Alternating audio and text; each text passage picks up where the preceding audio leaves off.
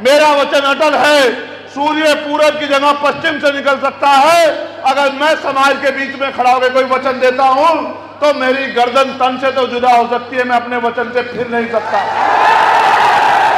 मैं आपको वचन देके कहता हूं, जातिवार जनगणना कराइए, आंकड़े जारी कराइए।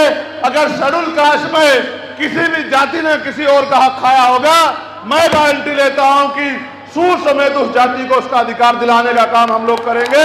ये वचन मैं आपके सामने लेता हूं। हम लोग न्यायप्रिय लोग हैं, हम लोग किसी का हिस्सा खाने वाले लोग नहीं हैं। लेकिन दुश्मन बड़ा चालाक है। जो एकता हमने 10-12 साल चप्पलें घिस घिस के बनाई थी, उस एकता को तोड़ने के लिए उसने एक जमूला फेंक दिया, वर्गीकरण, क्रीमी लेयर।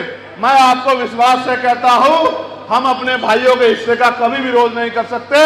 अगर मुझसे छोटे को या बड़े को कुछ मिलेगा और अगर मैं मिशनरी हूं तो मेरी ये जिम्मेदारी है कि मैं अपने हिस्से का टुकड़ा भी उसके आगे कर दूंगा, अपने भाई का पेट खाली नहीं रहने दूंगा। मैं आपको विश्वास दिलाऊं, इस एकता के लिए हमने 14-14 बलिदान दिए, सड़कों पे लाठियां खाई, मुद्दों की लड़ाई लड़ी, भाईचारा बनाया, लेकिन दुश्मन ने बांटने में समय नहीं लगाया।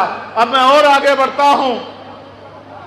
नीरज भाई ने कहा कि सबसे पहले बीपी मंडल जी के आगे माथा टेकना चाहिए। मैं ये कहता हूं कि माथा टेको या ना टेको, लेकिन बीपी मंडल जी के संघर्ष को मत भूलो। और ये भी याद करो, बीपी मंडल जी को याद क्यों करना है।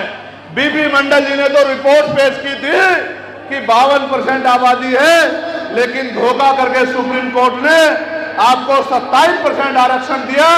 आज की मांग तो यह है, मैंने पार्लियामेंट में भी उठाई कि अब समय आ गया है कि निजी क्षेत्रों में भी SC, ST, OBC के लिए आरक्षण की व्यवस्था होनी चाहिए।